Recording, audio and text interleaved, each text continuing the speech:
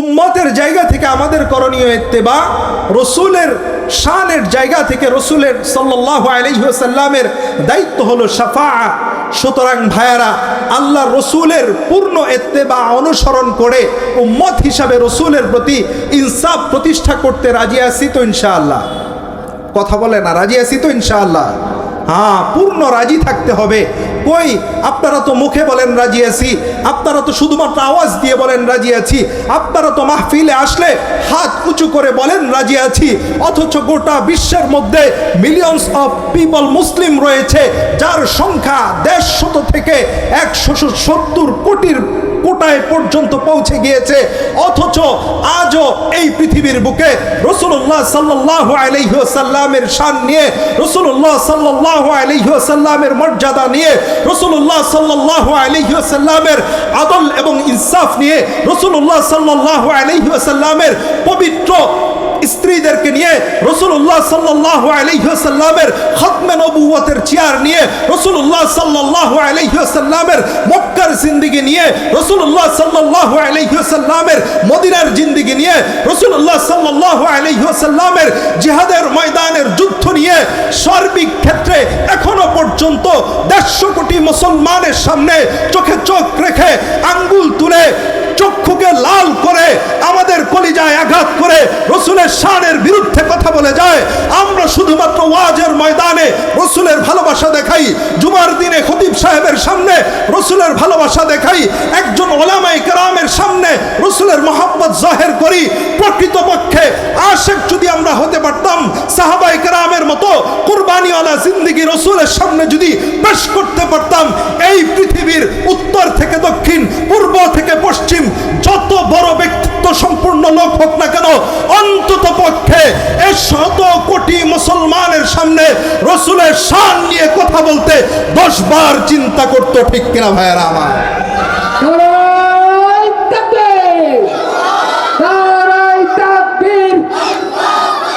মুসলমান আওয়াজ হয় নাই, জোরে আওয়াজ দিতে হবে।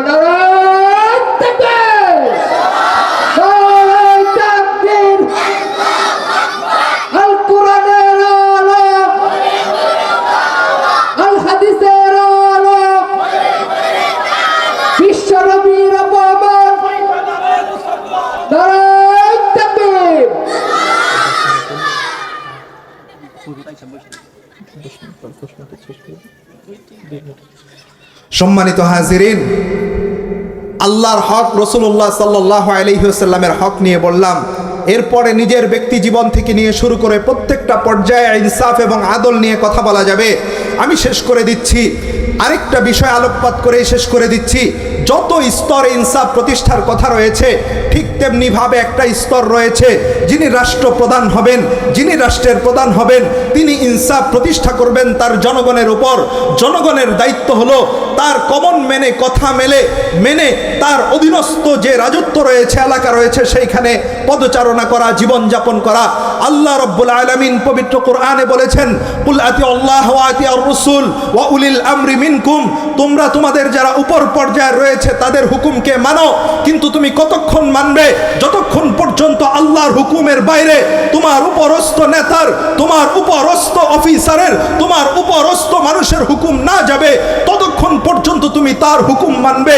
যখন তার হুকুম আল্লাহর হুকুমের বাইরে যাবে, সে তোমার পিতা হতে পারে, সে তোমার নেতা হতে পারে, সে তোমার ওসি হতে পারে, সে তোমার ডিসি হতে পারে, সে তোমার এমপি হতে পারে, সে তোমার মন্ত্রী হতে পারে, সে তোমার প্রধানমন্ত্রীও হতে পারে। আল্লাহর হুকুমের বাইরে যদি তোমাকে কোনো কাজ করার হুকুম দেয়, সেই হুকুম তোমার মানা যাবে না। সেইখানে এই হুকুম না মানাই হলো ইনসাফ। এমন পর্যায়ে ওই উপরস্থ মানুষের এই হুকুম না দেওয়াই হলো ইনসাফ। ইনসাফ মানে শুধু এইটা না, আপনি আমার কাছে টাকা পাবেন, সেই টাকা প্রদান করলাম। ইনসাফ মানে শুধু এইটা না, আপনার সাথে আমি একটু ভালো ব্যবহার করলাম। বরং ইনসাফ তো ইসলাম শিখায়, কোনো বাসে আপনি বসছেন, আপনার পাশের সিটে যে আছে, পুরো সিট যদি হয় 3 ফিট, আপনাকে নিতে হবে 1.5 ফিট, তার জন্য ছেড়ে দিতে হবে 1.5 ফিট। সেইখানেও যদি আপনি 10 ইঞ্চি জায়গা বেশি দখল করে বসেন, এজন্য ওই মানুষের কষ্ট হয়। আপনি চলার পথে তার ইনসাফ নষ্ট করলেন, আপনার প্রতিবেশীর জমিন ঠেকিয়ে বৃক্ষরোপণ করলেন, এখন ওই গাছ তার সীমানায় জানায় যায় না। চিন্তা করলেন 10 বছর পরে গাছ মোটা হবে, তাজা হবে, বড় হবে, আর তার জমিনে ঢুকবো, এই সুবাদে তার জমিনের 2 হাত আমি নিয়ে নেব। এইখানে আপনার প্রতিবেশীর সাথে বেইনসাফি করলেন। ও মুসলমান, আমরা যদি ব্যক্তি পর্যায় থেকে ইনসাফ প্রতিষ্ঠা শুরু করতে পারি, রাষ্ট্র পর্যায় পর্যন্ত অবশ্যই ইনসাফ পৌঁছে যাবে। আমি প্রতিনিয়ত সৌদি আরবে যাই। গত কয়েকদিন আগে মিশর সফর থেকে আসলাম। মিশরের পরিস্থিতি তো এইরকম, সাধারণ জনতা মুখে শুধু নাম নিবে ব্রাদারহুড, ইখওয়ানুল মুসলিমিন, এটা শুধু বলবে, এটাতেও তারা ভয় পায়। তাদের এই স্বাধীনতা, তাদের বলার যে বাক স্বাধীনতা, তাদের জায়গা থেকে তাদের রাইট বলার যেই পজিশন রয়েছে, এটাকে হরণ করে রাখা হয়েছে। এটা একটা জুলুম, ইনসাফের বাইরে। সৌদি আরবে একই অবস্থা, জুলুম করতেছে ইনসাফের বাইরে।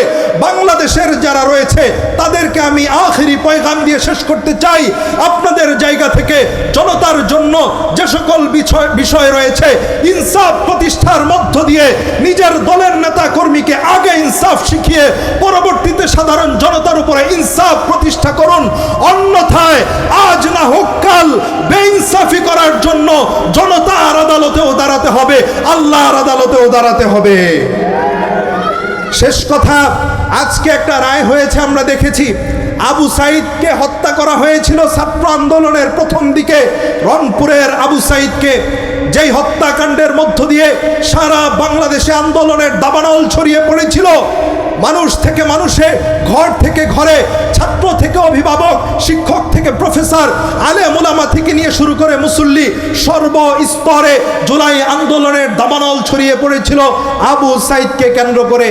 আবু সাইদকে যখন হত্যা করা হয়েছিল, যারা হত্যা করেছে, যারা নির্দেশ দিয়েছে, তখন তারা মনে করেছিল এমন হত্যা তো গত 15 বছর কতই করলাম, কিছুই হলো না, এখনো মনে হয় কিছু হবে না। উপরের অফিসার চিন্তা করেছে, কোন নেতার হয়তো নির্দেশ পেয়েছে, যারা নিচের ফিল্ড পর্যায়ের অফিসার রয়েছে, এএসআই, এসআই, কনস্টেবল, তাদেরকে নির্দেশ দিয়েছে। বাস রাজপথে ইনসাফ প্রতিষ্ঠার জন্য যারা লড়াই করেছে, এমন তাগড়া যুবক আবু সাইদকে নৃশংসভাবে দিবালোকে কঠিনভাবে হত্যা করা হলো। আজকে কালায়ের পরিবর্তনে কি হলো? 2 বছর মাত্র হলো। আজকে দেখলাম আমরা আসামির ফাঁসির রায় হয়েছে, আর এই আসামি কি বলছে? মাতম করছে, আহাজারি করছে আদালত প্রাঙ্গণে, আর বলছে আমি কিছু করি নাই, আমার দোষ না, আমাকে যারা হুকুম দিয়েছে তাদের দোষ, আমি ছিলাম হুকুমের গোলাম। তখন সে বেইনসাফি হুকুমকে পেয়ে আল্লাহর চিন্তা করে নাই, ন্যায় ও ইনসাফের চিন্তা করে নাই। সময়ের পরিবর্তনে আজকে ঠিকই সাজার কাঠগড়ায় চলে এসেছে, তার হুকুমদাতাদেরও একই অবস্থা হবে। এজন্য ভাইয়েরা, আজকে আমার অবস্থান আছে, কালকে নাও থাকতে পারে। আমরা সব জায়গায় সব সময় ইনসাফ প্রতিষ্ঠা করব, ব্যক্তি জীবন থেকে রাজনৈতিক পর্যায় পর্যন্ত। আল্লাহ রাব্বুল আলামিন ইনসাফ প্রতিষ্ঠা করে, আদল প্রতিষ্ঠা করে, ন্যায়পরায়ণতা প্রতিষ্ঠা করে, প্রত্যেকের হককে প্রত্যেককে বুঝিয়ে দেওয়ার মাধ্যমে দুনিয়ার জিন্দেগিতে ভালোভাবে চলার তৌফিক দান করেন। আমরা পড়ি আমিন। আউযু বিল্লাহি মিনাশ শাইতানির রাজীম। বিসমিল্লাহির রাহমানির রাহিম। إن الله يأمر بالعدل والإحسان. وعن أنس بن مالك رضي الله تعالى عنه قال قال رسول الله صلى الله عليه وسلم تركت فيكم أمرين لن تضلوا ما تمسكتم بهما كتاب الله وسنة رسوله أو كما قال عليه الصلاة والسلام. صدق الله مولانا العظيم وصدق رسوله النبي الكريم ونحن على ذلك من الشاهدين والشاكرين والحمد لله رب العالمين. নামাজের দুরুদ আমরা সকলেই পড়ি। আল্লাহুম্মা সাল্লি আলা মুহাম্মদ ওয়া আলা আলি মুহাম্মদ কামা সাল্লাইতা আলা ইব্রাহিম ওয়া আলা আলি ইব্রাহিম ইন্নাকা হামিদুম মাজিদ। আল্লাহুম্মা বারিক আলা মুহাম্মাদিন ওয়া আলা আলি মুহাম্মদ كما باركت على إبراهيم وعلى آل إبراهيم إنك حميد مجيد।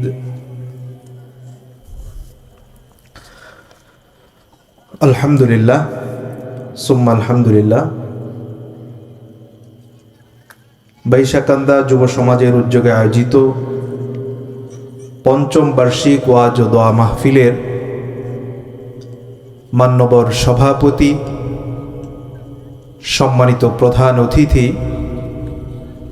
অন্যান্য অতিথিবৃন্দ, মঞ্চে উপবিষ্ট ওয়াজিবুল ইহতারাম হযরত উলামায়ে কেরাম, সামনে দিন প্রেমী, ইসলাম প্রিয়, কোরআনের আশেক দিনদার মুসলমান ভাইয়েরা, পর্দার অন্তরালে অবস্থানরতা অত্যন্ত শ্রদ্ধেয়া মা ও বোনেরা,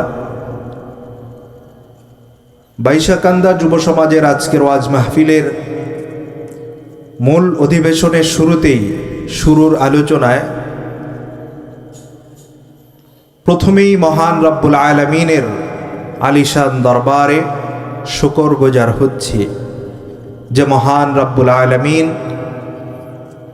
আমাদেরকে দুনিয়ার বিভিন্ন রকম গুনাহের পরিবেশ থেকে যাচাই করে বাছাই করে নির্বাচিত করে আমাদের আকাঙ্ক্ষাকে বাস্তবায়ন করে আজকের কোরআনের মাহফিলে আসার বসার তৌফিক দিয়েছেন। এজন্য আমরা হৃদয় উজাড় করে উচ্চ আওয়াজে আল্লাহর সন্তুষ্টি প্রকাশ করার লক্ষ্যে সকলে বলি আলহামদুলিল্লাহ। পাশাপাশি আল্লাহর দরবারে আরও ধন্যবাদ জানাচ্ছি, কৃতজ্ঞতা জানাচ্ছি, শুকরগুজার হচ্ছি বৈরী পরিস্থিতি উপেক্ষা করে, যেখানে গতকালকেও প্রচণ্ড ঝড় এবং বৃষ্টি হয়েছে অত্র অঞ্চলে, মাঠে এখনো বিভিন্ন জায়গায় পানি সুস্পষ্টভাবে দেখা যাচ্ছে। শঙ্কা ছিল, আয়োজক যুবক বন্ধুদের মনে আশঙ্কা ছিল আজকের এই সুন্দর কোরআনের বাগান বাস্তবায়ন হবে কি হবে না।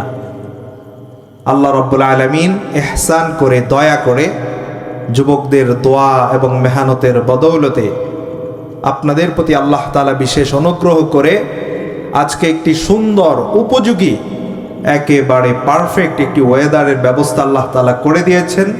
এজন্য আরো একবার আল্লাহর দরবারে আলহামদুলিল্লাহ। অল্প সময় আপনাদের খেদমতে কিছু কথা বলবো ইনশাআল্লাহ তাআলা। এর আগে আমি একটু ধন্যবাদ জানাতে চাই। আপনাদের এই মাহফিলে আমার আলহামদুলিল্লাহ প্রায় প্রতি বছরই শুরু থেকেই যাতায়াত হচ্ছে। আপনাদের সাথে আসলে বক্তা শ্রোতার হিসাব নয়, একটি ভিন্ন হৃদ্যতা, আন্তরিকতা শুরু হয়ে গেছে। অনেকের ফেস পরিচিত হয়ে গিয়েছে, অনেকের সাথে মাঝে মাঝে যোগাযোগ হয়, তো সব মিলিয়ে একটি ভালোবাসার সম্পর্ক দাঁড়িয়েছে আলহামদুলিল্লাহ। তো আমি প্রতি বছরই দেখি, মানে এক বছর আরেক বছর থেকে আলহামদুলিল্লাহ আয়োজনের ব্যাপ্তি, তাদের সকল রকম ব্যবস্থাপনা, মন মানসিকতা, ইন্তজাম, সব কিছু বছরে বছর ইমপ্রুভ হচ্ছে, উন্নতি হচ্ছে। আমরা পড়ি আলহামদুলিল্লাহ। আল্লাহ তাআলা যেন এলাকার যুবকদেরকে ইসলামের জন্য, কোরআনের জন্য কবুল আর মঞ্জুর করে নেন, আমরা পড়ি আমিন। পাশাপাশি প্রতি বছর এই মাহফিল শুধুমাত্র লৌকিকতার জন্য নয়, এলাকার নাম প্রচার প্রসারের জন্য নয়, মানুষের মেহনত, টাকা পয়সা, সময় ব্যয় করা, সব কিছু আমি জানি আল্লাহ তাআলার জন্য। আল্লাহ যেন এই মাহফিলকে এলাকায় হেদায়েতের মাধ্যম হিসাবে কবুল করে নেন, আমরা পড়ি আমিন। সম্মানিত উপস্থিতি, আমি আপনাদের খেদমতে কোরআনুল কারীমের সূরা নাহালের 90 নম্বর আয়াতের অংশ বিশেষ তেলাওয়াত করেছি। রাসূলুল্লাহ সাল্লাল্লাহু আলাইহি ওয়াসাল্লামের হাজার লক্ষ পবিত্র হাদিস থেকে ঐতিহাসিক বিদায় হজের ভাষণে প্রদানকৃত গুরুত্বপূর্ণ একটি হাদিস পাঠ করেছি। আল্লাহ রাব্বুল আলামিন যদি তৌফিক দান করেন, আয়াত এবং হাদিসের উপর ভিত্তি করে আপনাদের খেদমতে কিছু কথা বলবো ইনশাআল্লাহ তাআলা। আল্লাহ তাআলা আমাদেরকে এই পৃথিবীর মধ্যে আশরাফুল মাখলুকাত তথা সৃষ্টির সেরা জীব করে আল্লাহ তাআলা বানিয়েছেন। কোরআনে ওই স্বীকৃতি এসেছে। তো এরপরে আল্লাহ তাআলা আমাদের জীবনের জন্য, সফলতার জন্য, দুনিয়ায় এবং আখিরাতে সাকসেসের জন্য যে গাইডলাইন, যে মাধ্যম আল্লাহ তাআলা দান করেছেন সেটি হলো কোরআনুল কারীম। আল্লাহ তাআলা এই কোরআনেই এই শ্রেষ্ঠ মানুষকেই, সৃষ্টির সেরা জীবকেই লক্ষ্য করে আল্লাহ তাআলা বলছেন যে তোমরা ন্যায় পরায়ণতা, ইনসাফ প্রতিষ্ঠা করো, পালন করো, আদায় করো। এ হুকুম কে দিয়েছেন? কে দিয়েছেন? আওয়াজ দিয়ে বলেন। আল্লাহ তাআলা দিয়েছেন। ইন্নাল্লাহা ইয়া'মুরু বিল আদলি, আল্লাহ তাআলা আদলের জন্য, ন্যায় পরায়ণতার জন্য, ইনসাফের জন্য আল্লাহ তাআলা নির্দেশ প্রদান করেছেন। প্রিয় ভাইয়েরা, প্রশ্ন আসে, ইনসাফ কি? ইনসাফের বিভিন্ন রকম ব্যাখ্যা, আবিধানিক পারিভাষিক অর্থ অনেক কিছুই বলা যেতে পারে। আমি সেই দিকে যাচ্ছি না, শাব্দিক বহু বিশ্লেষণের প্রয়োজন নেই। আপনাদের উপযোগী করে বলছি, ইনসাফ এমন জিনিস, সেটা হলো একজনের পাওনা যে পাবে তাকে পরিপূর্ণভাবে পৌঁছে দেওয়া। অর্থাৎ পাওনাদারের পাওনাকে, হকদারের হককে, যিনি প্রাপ্য যেটার সেটাকে পরিপূর্ণভাবে তার নিকট পৌঁছে দেয়াকেই বলা হয় ইনসাফ।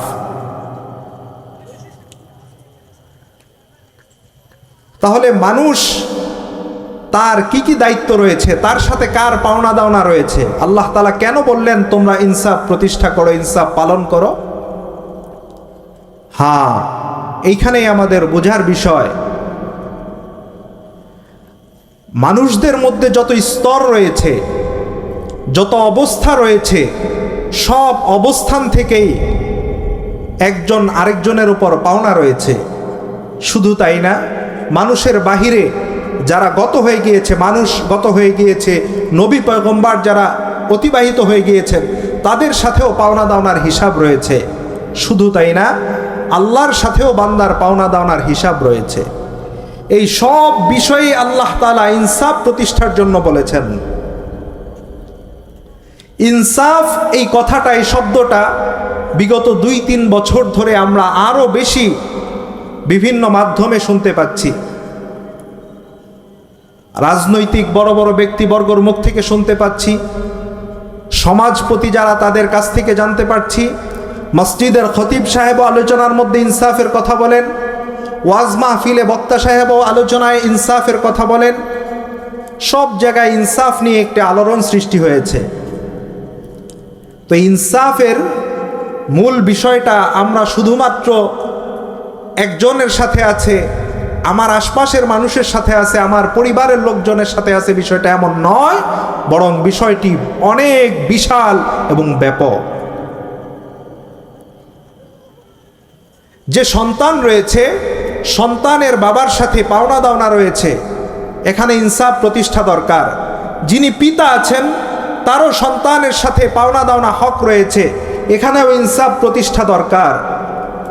যিনি এখানে বাড়িওয়ালা আছেন, তার আশপাশে যেই প্রতিবেশীরা আছেন, তাদের সাথে তার পাওনা দাওনা হক রয়েছে, এইখানে ইনসাফ প্রতিষ্ঠা করা দরকার। যিনি শিক্ষক আছেন, ছাত্রর কাছে তার হক রয়েছে, পাওনা দাওনা রয়েছে, শিক্ষকের জায়গা থেকে তার ইনসাফ প্রতিষ্ঠা করা দরকার। যারা ছাত্র রয়েছে তাদেরও উস্তাদের প্রতি, শিক্ষকের প্রতি পাওনা দাওনা হক রয়েছে, ছাত্রদেরও তাদের জায়গা থেকে ইনসাফ প্রতিষ্ঠা করা দরকার। যিনি দোকানদার ব্যবসায়ী ভাই আছেন তার জায়গা থেকে ক্রেতাদের প্রতি ইনসাফ এবং বিভিন্ন হক রয়েছে, এই বিক্রেতাকেও ক্রেতাদের জন্য ইনসাফ প্রতিষ্ঠা করা দরকার। যেনারা কাস্টমার এবং ক্রেতা রয়েছেন তারও বিক্রেতার প্রতি কিছু হক আমানতদারিতা, কিছু দায়িত্ব রয়েছে, কিছু পাওনা দাওনা রয়েছে, এগুলিও তার ক্ষেত্রে পরিপূর্ণ ইনসাফ করে প্রদান করা দরকার। যিনি সমাজের সমাজপতি রয়েছেন, মাতবর মরল রয়েছেন, তারও দায়িত্ব রয়েছে তার অধীনস্থ যে সকল ঘর রয়েছে, পাড়া রয়েছে, গ্রাম রয়েছে, তাদের প্রতি হক প্রদান করা, পাওনা দাওনা প্রদান করা, ইনসাফ প্রতিষ্ঠা করা। অনুরূপভাবে তার অধীনে যারা আছে তাদেরও দরকার তার প্রতি হক প্রতিষ্ঠা করা। মসজিদের যিনি ইমাম এবং খতিব রয়েছেন তার দায়িত্ব রয়েছে মুসল্লিদের প্রতি তার যে পাওনা দাওনা সেগুলি প্রদান করা, তার যে হক রয়েছে সেগুলি প্রদান করা। অনুরূপভাবে মুসল্লিদেরও দায়িত্ব রয়েছে ইমাম এবং খতিব সাহেবকে উপযুক্ত পাওনা এবং তার যে হক সেটা প্রদান করে ইনসাফ প্রতিষ্ঠা করা। এই ধারাবাহিকতায় যদি বলতে চাই, আমাদের রাষ্ট্রের যিনি প্রধান রয়েছেন তারও হক রয়েছে, সরকার প্রদানের হক রয়েছে, পাওনা রয়েছে। তার অধীনস্থ যে সকল জনতা রয়েছে, জনগণ রয়েছে, প্রজারা রয়েছে, তাদের প্রতি ইনসাফ আদায় করা, হক প্রাপ্য পৌঁছে দেওয়া। তেমনিভাবে তার অধীনস্থ জনগণ যারা আছে, জনসাধারণ, তাদেরও দায়িত্ব রয়েছে সরকার প্রদানের প্রতি ন্যায্য হক, পাওনা, নিয়ম কানুন মানার মধ্য দিয়ে, পাওনা আদায়ের মধ্য দিয়ে সরকারের প্রতি যেই হক সেটা প্রদান করে ইনসাফ প্রতিষ্ঠা করা। ঠিক তেমনিভাবে আমরা যারা উম্মতে মুহাম্মাদি রয়েছি, শেষ নবীর শেষ উম্মত আমরা যারা আছি, এখানে আমি আর আপনি বসে আছি, আমাদের হক রয়েছে, দায়িত্ব রয়েছে, পাওনা রয়েছে। আমার আপনার নবী সৈয়দুল আম্বিয়া খাতামুন নবিয়্যিন মুহাম্মদুর রাসূলুল্লাহ সাল্লাল্লাহু আলাইহি ওয়াসাল্লামের উপর আমার আপনার অনেক পাওনা রয়েছে। নবী মুহাম্মদুর রাসূলুল্লাহ সাল্লাল্লাহু আলাইহি ওয়াসাল্লামের উপর আবার রাসূলুল্লাহ সাল্লাল্লাহু আলাইহি ওয়াসাল্লামও তার শানওয়ালা নবুয়তি অবস্থান থেকে উম্মতের প্রতি আল্লাহর রাসূলেরও কিছু দায়িত্ব এবং কর্তব্য রয়েছে। অবশ্যই অবশ্যই আল্লাহর রাসূল সেই দায়িত্ব কর্তব্য পালন করে উম্মতের প্রতি ইনসাফ প্রতিষ্ঠা করে গিয়েছেন। ঠিক তেমনি ভাবে আমাদের যিনি মালিক, আমাদের যিনি মনিব, আমাদের যিনি সৃষ্টিকর্তা, আমাদের যিনি পালনকর্তা, আমাদের যিনি রিজিক দাতা, আমাদের রব আল্লাহ সুবহানাহু ওয়া তাআলা, তিনারও হক রয়েছে আমাদের প্রতি। আর আমরা বান্দা হিসাবে, গোলাম হিসাবে আমাদের অসংখ্য অগণিত পাওনা হক রয়েছে মালিক হিসাবে আল্লাহর প্রতি। এগুলি আদায় করেও আমাদেরকে ইনসাফ প্রতিষ্ঠা করতে হবে। সম্মানিত ভাইয়েরা, যতগুলি বিষয় বললাম এর বাইরে আরো হাজারো বিষয় আছে। এই আয়াতে কারিমা কোরআনুল কারীমের এমন একটি আয়াত যে আয়াত নিয়ে আলোচনা শুরু করলে ইসলামের বিধিবিধানের অধিকাংশ আলোচনা আয়াতের মধ্যেই চলে আসে। তো আজকে সব বিষয়ে আলোচনা করা সময় স্বল্পতায় সম্ভব হবে না।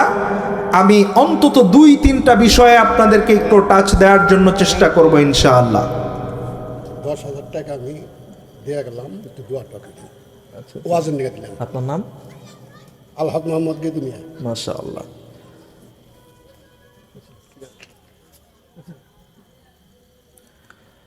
আলহামদুলিল্লাহ সুম্মা আলহামদুলিল্লাহ। আমাদের আজকের মাহফিলের সম্মানিত সহসভাপতি সাহেব হাজি গেদু মিয়া, বিশিষ্ট দানবীর আমসিমোর, আমাদের এই সম্মানিত মেহমান মাহফিলের উন্নতিকল্পে মাহফিলের জন্য 10,000 টাকা দিয়েছেন। আল্লাহ তাআলা হাজি সাহেবের দানকে কবুল আর মঞ্জুর করে নেন। আমরা পড়ি আমিন। ধন্যবাদ। প্রিয় ভাইয়েরা, যে কয়েকটা বিষয় আমি আপনাদের সামনে আলোকপাত করতে চাই, এর মধ্যে প্রথমে আমি বলতে চাই আল্লাহ তাআলার প্রতি বান্দাদের যে হক রয়েছে এই বিষয়ে একটু খেয়াল করে বুঝবেন। এখানে যারা আছেন আলোচনার প্রতি মনোযোগী হবেন ইনশাআল্লাহ। আল্লাহ তাআলা আমাদেরকে উপকৃত করবেন ইনশাআল্লাহ। বান্দা হিসাবে আমাদের জায়গা থেকে মালিকের জন্য, রবের জন্য আমাদের জায়গা থেকে পাওনা হলো এক কথায় আল্লাহ তাআলার হুকুমের আনুগত্য করা, আল্লাহ তাআলার হুকুমের গোলামি করা, মহান রবের পূর্ণ দাসত্ব করা, বান্দা হিসাবে বান্দার পরিচয় দেয়া, আব্দুল্লাহ হিসাবে আবদিয়াতের পূর্ণ স্বীকৃতি প্রদান করা, বান্দা হিসাবে আশরাফুল মাখলুকাত হিসাবে আল্লাহর প্রতি আমাদের পাওনা। তো আমরা যখন আল্লাহর এই পাওনাকে পরিপূর্ণভাবে প্রদান করব, তো আল্লাহর কি দায়িত্ব রয়েছে আমাদের প্রতি? আল্লাহর দায়িত্ব রয়েছে আল্লাহর হুকুম যদি আমরা পালন করি, আল্লাহর আনুগত্য করি, তাহলে জান্নাত প্রদান করা, জাহান্নাম থেকে মুক্তি দান করা, দুনিয়া এবং আখিরাতে সফলতা দান করা, এটা হলো আল্লাহর পক্ষ থেকে আমাদের জন্য দায়িত্ব। সম্মানিত উপস্থিতি, এখানে একটা প্রশ্ন জাগ্রত হতে পারে যে আমরা ইবাদতের মধ্য দিয়ে, আল্লাহর আবদিয়াতের মধ্য দিয়ে, গোলামের মধ্য দিয়ে, আনুগত্যর মধ্য দিয়ে আল্লাহর প্রতি ইনসাফ করলাম বান্দার জায়গা থেকে, তো আল্লাহ কি আমাদেরকে জান্নাত দিয়ে আমাদের আমলের বদৌলতে ইনসাফ করবেন কিনা? প্রথম কথা হলো আল্লাহ তো অবশ্যই ইনসাফ করবেন, কিন্তু ইনসাফের এই দরজা আল্লাহর জায়গায় আমি বলতে চাই না, কারণ ইনসাফের আরেকটা পর্যালোচনা তো এমন হয় যে আমি যেমন করছি তুমি সেমন করবা, আমি যেমন দিয়েছি তুমি তেমন দিবা, এইভাবে সমানে সমানে দেওয়া এবং ফেরত দেওয়া, গিভ অ্যান্ড টেক সমান সমানে হলে একাংশে ইনসাফ বোঝায়। কিন্তু মহান রব্বুল আলামিন আমাদেরকে সৃষ্টি করেছেন, মহান রব্বুল আলামিনের রহমতের কারণে আমরা অনস্তিত্ব থেকে অস্তিত্বে এসেছি, শিশু থেকে কিশোরে কৈশোরে পৌঁছেছি, যৌবনে পদার্পণ করেছি, যৌবন থেকে দুনিয়ার ঘূর্ণি পাকে বার্ধক্যে উপনীত হচ্ছি। গোটা পৃথিবীতে আল্লাহ প্রদত্ত হাজার হাজার লক্ষ লক্ষ শুধু নয় অগণিত নাজ নেয়ামত আমরা ভোগ করছি। এই সব কিছু আল্লাহ তাআলা আমাদেরকে দিচ্ছেন ইনসাফ করে নয়, বরং ইহসান করে, দয়া করে, অনুগ্রহ করে। আল্লাহর দয়া সীমাহীন, আল্লাহর দয়ার কোনো ব্যক্তি নেই, সীমানা নেই। আল্লাহ তাআলা অসীম দয়ার সাগর। সুতরাং আমরা যদি চিন্তা করি আমাদের এই আল্লাহ তাআলার নির্দিষ্ট ইবাদতের মধ্য দিয়ে আমরা আল্লাহর কাছে জান্নাত পাবই পাবো, ইবাদতের বদৌলতেই পাবো, এইখানে আমি হক অনুযায়ী পাবো, আল্লাহ না দিলে আমার উপর বেইনসাফি করবে, আস্তাগফিরুল্লাহ, নাউজুবিল্লাহ। বান্দা হিসাবে এই বরাত্ত করার, গোলাম হিসাবে সামান্য ইবাদত নিয়ে এতটুকু পরিমাণ হক আশা, আল্লাহর প্রতি ইনসাফ বেইনসাফের প্রশ্ন ওঠানো একজন আদর্শবান গোলামের কাজ হতে পারে না। বিষয়টা একটা হাদিসের উদ্ধৃতি দিলে আরো স্পষ্ট হবে। রাসূলুল্লাহ সাল্লাল্লাহু আলাইহি ওয়াসাল্লাম সাহাবীদের সাথে আলোচনা করতে গিয়ে, ব্যাপার বোঝাতে গিয়ে হাদিসের মধ্যে বলেছেন যে এক ব্যক্তি 500 বছর ইবাদত করেছে, সর্বসময় আল্লাহ তাআলার গোলামির মধ্যে ছিল। তো আল্লাহ তাআলা তার ব্যাপারে ফয়সালা করেছেন, ফেরেশতাদেরকে বলেছেন যে যাও আমার এই আবেদ বান্দাকে আমার দয়া দিয়ে জান্নাতে প্রবেশ করিয়ে দাও। তো বান্দা বলতেছে, আল্লাহ আমি তোমার দয়া দিয়ে কেন জান্নাতে যাব? আমি তো 500 বছর ইবাদত করেছি, ইবাদতের বদৌলতে, ইবাদতের শক্তি দিয়ে, ইবাদতের সওয়াব দিয়ে আমি আমার হক জান্নাতে যেতে চাই। আল্লাহ তাআলা বলবেন, আচ্ছা তাই? ইবাদত দিয়েই যদি তুমি শুধু জান্নাত চাও, তাহলে আমি যে তোমাকে দুনিয়াতে আরো কত জিনিস দিয়েছি, সেগুলোর বদৌলতে তুমি আমাকে কি দিয়েছো, কি দিবে? তুমি 500 বছর ইবাদত করেছো, আরো যদি তুমি 500 বছর ইবাদত করতে, তোমার দুটো চক্ষু, যেই চোখের আলো দিয়ে তুমি দুনিয়ার আলো বাতাস দেখেছো, দুনিয়ার নাজ নেয়ামত ভোগ করেছো, দৃষ্টির পরিতৃপ্ত হয়েছো তুমি, এটা কি তুমি পেতে? বান্দা বলে যে না, আমি পেতাম না। এবার আল্লাহ তাআলা বলছে যে যাও, তোমার 500 বছরের ইবাদত সমান সমান আমি যে দুটো চক্ষু দিয়েছিলাম, এই চোখ আর আমলের সমান সমান করে দিলাম। এবার আমি যে তোমাকে আরো কিছু দিয়েছি, কান দিয়েছি, নাক দিয়েছি, হাত দিয়েছি, সুন্দর চেহারা দিয়েছি, পিঠ দিয়েছি, পেট দিয়েছি, পা দিয়েছি, সুন্দর আকৃতির একটি পূর্ণ মানুষ হিসাবে দুনিয়াতে তোমাকে বানিয়েছিলাম। ওইগুলোর বদৌলতে তুমি আমাকে কি দিবে সেই জিনিস উপস্থিত করো। বান্দার অনুভূতি জাগ্রত হবে, বান্দা আল্লাহর কাছে নত স্বীকার করে বলবে, আল্লাহ আমি আমার 500 বছরের ইবাদত দিয়ে জান্নাতে যেতে চাই না, আমি আপনার অনুগ্রহে, আপনার দয়ায়, আপনার কৃপায়, আপনার রহমতে জান্নাতে যেতে চাই। সুবহানাল্লাহ। এজন্য ভাইয়েরা, আল্লাহর প্রতি আমাদের যে দায়িত্ব রয়েছে, এই দায়িত্ব তো আমরা পূর্ণ আদায় করবই করব। আমি এই চিন্তা কখনো করব না যে আমি এত ইবাদত করি, আমি এত তাহাজ্জুদ পড়ি, আমি এত টাকা দান করি, এত টাকা সদকা করি। এই দাম্ভিকতা, এই আমিত্ব, এই বরত্ব, এই আমি ভাব, এ সকল কোনো কিছুই আনা যাবে না। আপনি যত বছরই ইবাদত করেন না কেন, আপনি আর কত বছর ইবাদত করেছেন বা করবেন? 70, 80, 100, 120, 130 এর উপরে নয়।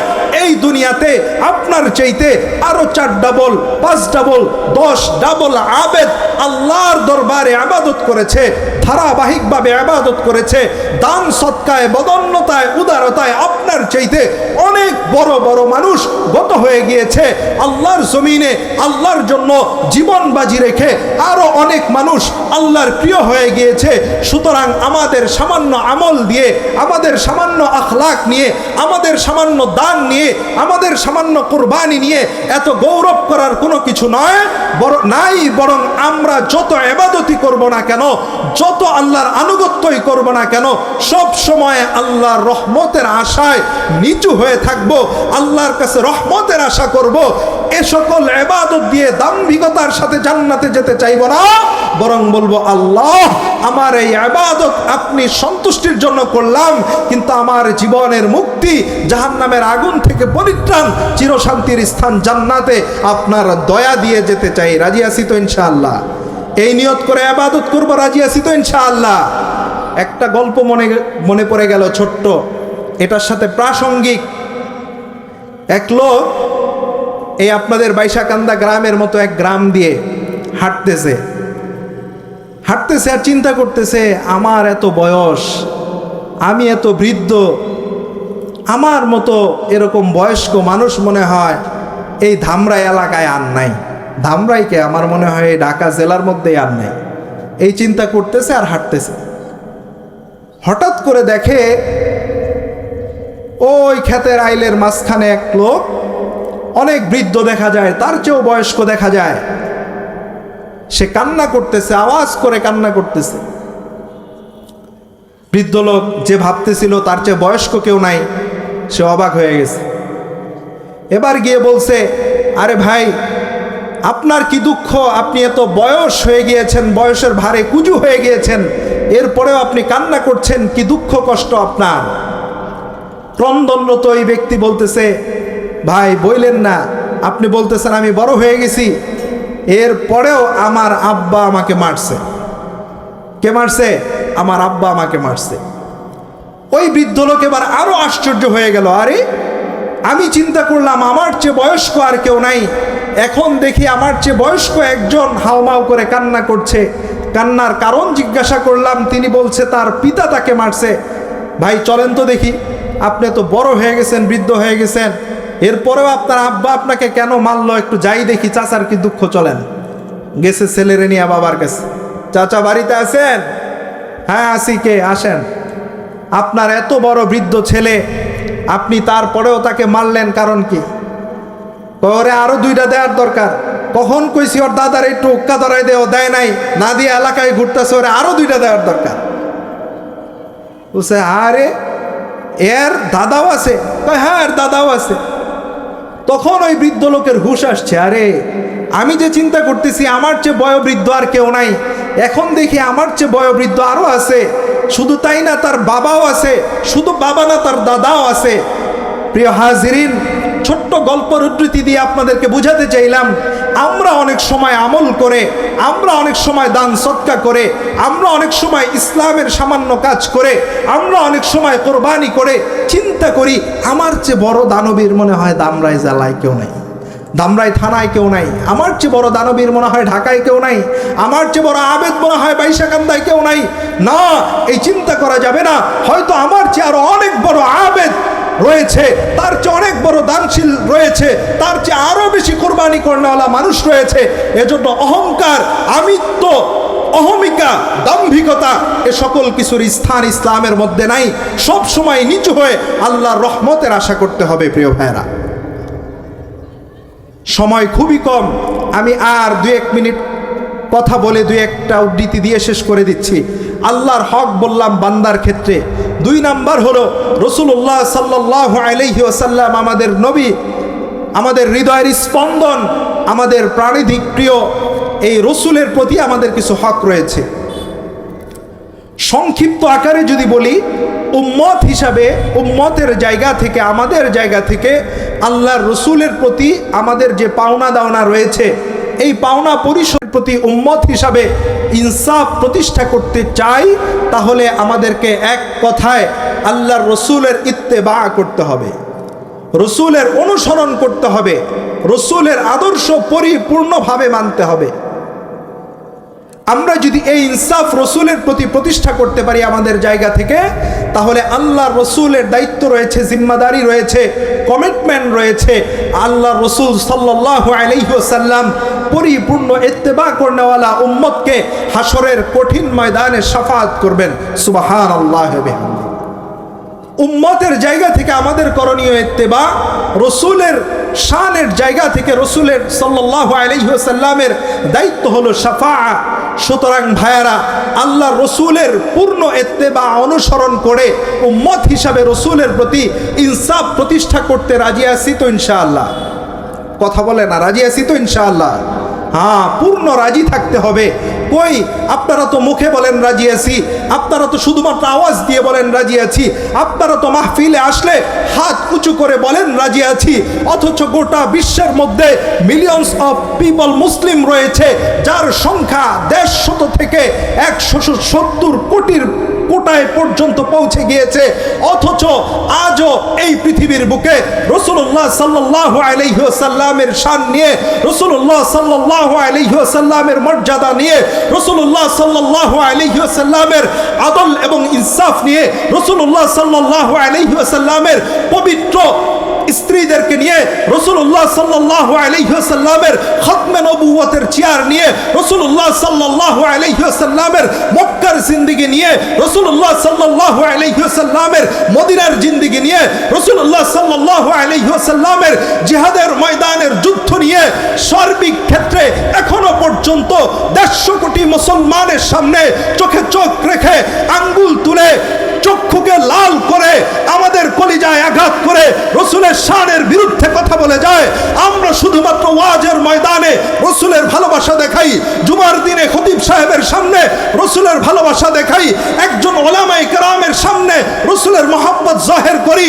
প্রকৃতপক্ষে আশিক যদি আমরা হতে পারতাম, সাহাবায়ে কেরামের মতো কুরবানিওয়ালা জিন্দেগি রসুলের সামনে যদি পেশ করতে পারতাম, এই পৃথিবীর উত্তর থেকে দক্ষিণ, পূর্ব থেকে পশ্চিম যত বড় ব্যক্তিত্ব সম্পূর্ণ লোক হোক না কেন, অন্তত পক্ষে 100 কোটি মুসলমানের সামনে রসুলের শান নিয়ে কথা বলতে 10 বার চিন্তা করতো। ঠিক কিনা ভাইয়েরা আমার? নারায়ে তাকবীর, নারায়ে তাকবীর। মুসলমান আওয়াজ হয় নাই, জোরে আওয়াজ দিতে হবে। নারায়ে তাকবীর, নারায়ে তাকবীর। আল কোরআনের আলো, আল হাদিসের আলো, বিশ্ব নবীর অপমান।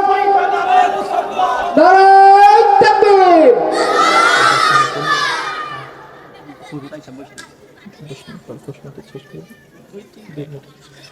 সম্মানিত হাজিরিন, আল্লাহর হক, রাসূলুল্লাহ সাল্লাল্লাহু আলাইহি ওয়াসাল্লামের হক নিয়ে বললাম। এরপরে নিজের ব্যক্তি জীবন থেকে নিয়ে শুরু করে প্রত্যেকটা পর্যায়ে ইনসাফ এবং আদল নিয়ে কথা বলা যাবে। আমি শেষ করে দিচ্ছি, আরেকটা বিষয় আলোকপাত করে শেষ করে দিচ্ছি। যত স্তরে ইনসাফ প্রতিষ্ঠার কথা রয়েছে, ঠিক তেমনি ভাবে একটা স্তর রয়েছে, যিনি রাষ্ট্রপ্রধান হবেন, যিনি রাষ্ট্রের প্রধান হবেন, তিনি ইনসাফ প্রতিষ্ঠা করবেন তার জনগণের উপর। জনগণের দায়িত্ব হলো তার কমন মেনে, কথা মেনে তার অধীনস্থ যে রাজত্ব রয়েছে, এলাকা রয়েছে, সেইখানে পদচারণা করা, জীবনযাপন করা। আল্লাহ রাব্বুল আলামিন পবিত্র কোরআনে বলেছেন, কুল আতিউল্লাহ ওয়া আতিউর রাসূল ওয়া উলিল আমরি মিনকুম, তোমরা তোমাদের যারা উপর পর্যায়ে রয়েছে তাদের হুকুমকে মানো, কিন্তু তুমি কতক্ষণ মানবে? যতক্ষণ পর্যন্ত আল্লাহর হুকুমের বাইরে তোমার উপরস্থ নেতার, তোমার উপরস্থ অফিসারের, তোমার উপরস্থ মানুষের হুকুম না যাবে, ততক্ষণ পর্যন্ত তুমি তার হুকুম মানবে। যখন তার হুকুম আল্লাহর হুকুমের বাইরে যাবে, সে তোমার পিতা হতে পারে, সে তোমার নেতা হতে পারে, সে তোমার ওসি হতে পারে, সে তোমার ডিসি হতে পারে, সে তোমার এমপি হতে পারে, সে তোমার মন্ত্রী হতে পারে, সে তোমার প্রধানমন্ত্রীও হতে পারে। আল্লাহর হুকুমের বাইরে যদি তোমাকে কোনো কাজ করার হুকুম দেয়, সেই হুকুম তোমার মানা যাবে না। সেইখানে এই হুকুম না মানাই হলো ইনসাফ। এমন পর্যায়ে ওই উপরস্থ মানুষের এই হুকুম না দেওয়াই হলো ইনসাফ। ইনসাফ মানে শুধু এইটা না, আপনি আমার কাছে টাকা পাবেন, সেই টাকা প্রদান করলাম। ইনসাফ মানে শুধু এইটা না, আপনার সাথে আমি একটু ভালো ব্যবহার করলাম। বরং ইনসাফ তো ইসলাম শিখায়, কোনো বাসে আপনি বসছেন, আপনার পাশের সিটে যে আছে, পুরো সিট যদি হয় 3 ফিট, আপনাকে নিতে হবে 1.5 ফিট, তার জন্য ছেড়ে দিতে হবে 1.5 ফিট। সেইখানেও যদি আপনি 10 ইঞ্চি জায়গা বেশি দখল করে বসেন, এজন্য ওই মানুষের কষ্ট হয়। আপনি চলার পথে তার ইনসাফ নষ্ট করলেন, আপনার প্রতিবেশীর জমিন ঠেকিয়ে বৃক্ষরোপণ করলেন, এখন ওই গাছ তার সীমানায় যায় না। চিন্তা করলেন 10 বছর পরে গাছ মোটা হবে, তাজা হবে, বড় হবে, আর তার জমিনে ঢুকবে, এই সুবাদে তার জমিনের 2 হাত আমি নিয়ে নেব। এইখানে আপনার প্রতিবেশীর সাথে বেইনসাফি করলেন। ও মুসলমান, আমরা যদি ব্যক্তি পর্যায় থেকে ইনসাফ প্রতিষ্ঠা শুরু করতে পারি, রাষ্ট্র পর্যায় পর্যন্ত অবশ্যই ইনসাফ পৌঁছে যাবে। আমি প্রতিনিয়ত সৌদি আরবে যাই, গত কয়েকদিন আগে মিশর সফর থেকে আসলাম। মিশরের পরিস্থিতি তো এরকম, সাধারণ জনতা মুখে শুধু নাম নিবে ব্রাদারহুড, ইখওয়ানুল মুসলিমিন, এটা শুধু বলবে, এটাতেও তারা ভয় পায়। তাদের এই স্বাধীনতা, তাদের বলার যে বাক স্বাধীনতা, তাদের জায়গা থেকে তাদের রাইট বলার যে পজিশন রয়েছে, এটাকে হরণ করে রাখা হয়েছে। এটা একটা জুলুম, ইনসাফের বাইরে। সৌদি আরবে একই অবস্থা, জুলুম করতেছে ইনসাফের বাইরে। বাংলাদেশের যারা রয়েছে তাদেরকে আমি আখেরি পয়গাম দিয়ে শেষ করতে চাই, আপনাদের জায়গা থেকে জনতার জন্য যে সকল বিষয় রয়েছে, ইনসাফ প্রতিষ্ঠার মধ্য দিয়ে নিজের দলের নেতা কর্মীকে আগে ইনসাফ শিখিয়ে পরবর্তীতে সাধারণ জনতার উপরে ইনসাফ প্রতিষ্ঠা করুন। অন্যথায় আজ না হোক কাল বেইনসাফি করার জন্য জনতার আদালতেও দাঁড়াতে হবে, আল্লাহর আদালতেও দাঁড়াতে হবে। শেষ কথা, আজকে একটা রায় হয়েছে, আমরা দেখেছি। আবু সাইদকে হত্যা করা হয়েছিল ছাত্র আন্দোলনের প্রথম দিকে, রংপুরের আবু সাইদকে, যেই হত্যাকাণ্ডের মধ্য দিয়ে সারা বাংলাদেশে আন্দোলনের দাবানল ছড়িয়ে পড়েছিল। মানুষ থেকে মানুষে, ঘর থেকে ঘরে, ছাত্র থেকে অভিভাবক, শিক্ষক থেকে প্রফেসর, আলেম ওলামা থেকে নিয়ে শুরু করে মুসল্লি, সর্বস্তরে জুলাই আন্দোলনের দাবানল ছড়িয়ে পড়েছিল আবু সাইদকে কেন্দ্র করে। আবু সাইদকে যখন হত্যা করা হয়েছিল, যারা হত্যা করেছে, যারা নির্দেশ দিয়েছে, তখন তারা মনে করেছিল এমন হত্যা তো গত 15 বছর কতই করলাম, কিছুই হলো না, এখনো মনে হয় কিছু হবে না। উপরের অফিসার চিন্তা করেছে, কোন নেতার হয়তো নির্দেশ পেয়েছে, যারা নিচের ফিল্ড পর্যায়ের অফিসার রয়েছে, এএসআই, এসআই, কনস্টেবল, তাদেরকে নির্দেশ দিয়েছে। বাস রাজপথে ইনসাফ প্রতিষ্ঠার জন্য যারা লড়াই করেছে, এমন তাগড়া যুবক আবু সাইদকে নৃশংসভাবে, দিবালোকে, কঠিনভাবে হত্যা করা হলো। আজকে কালায়ের পরিবর্তনে কি হলো? 2 বছর মাত্র হলো, আজকে দেখলাম আমরা আসামির ফাঁসির রায় হয়েছে। আর এই আসামি কি বলছে? মাতম করছে, আহাজারি করছে আদালত প্রাঙ্গণে, আর বলছে আমি কিছু করি নাই, আমার দোষ না, আমাকে যারা হুকুম দিয়েছে তাদের দোষ, আমি ছিলাম হুকুমের গোলাম। তখন সে বেইনসাফি হুকুমকে পেয়ে আল্লাহর চিন্তা করে নাই, ন্যায় ও ইনসাফের চিন্তা করে নাই। সময়ের পরিবর্তনে আজকে ঠিকই সাজার কাঠগড়ায় চলে এসেছে, তার হুকুমদাতাদেরও একই অবস্থা হবে। এজন্য ভাইয়েরা, আজকে আমার অবস্থান আছে, কালকে নাও থাকতে পারে। আমরা সব জায়গায় সব সময় ইনসাফ প্রতিষ্ঠা করব। ব্যক্তি জীবন থেকে রাজনৈতিক পর্যায় পর্যন্ত আল্লাহ রাব্বুল আলামিন ইনসাফ প্রতিষ্ঠা করে, আদল প্রতিষ্ঠা করে, ন্যায়পরায়ণতা প্রতিষ্ঠা করে, প্রত্যেকের হককে প্রত্যেককে বুঝিয়ে দেওয়ার মাধ্যমে দুনিয়ার জিন্দেগিতে ভালোভাবে চলার তৌফিক দান করেন, আমরা পড়ি আমিন। আখিরাতেও মুক্তি দান করেন, আমরা পড়ি আমিন। ওয়া আখির দাওয়ানা আলহামদুলিল্লাহি রাব্বিল আলামিন। আসসালামু আলাইকুম ওয়া রাহমাতুল্লাহি ওয়া বারাকাতুহু।